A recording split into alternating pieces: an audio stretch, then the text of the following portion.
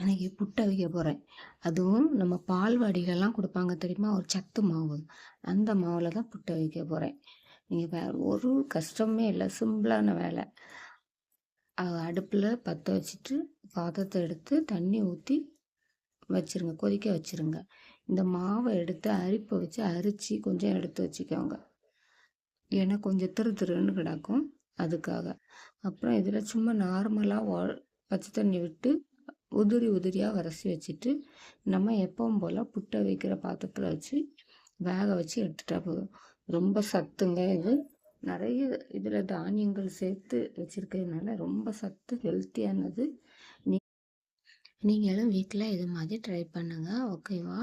Okay bye. Sea you. நம்ம சேனலுக்கு support பண்ணுங்க. சப்ஸ்கிரைப் பண்ணுங்க. ஓகேவா? வீட்ல ட்ரை பண்ணி பாருங்க. நான் இத உடையாம எடுக்கணும்னு பார்த்தேன்.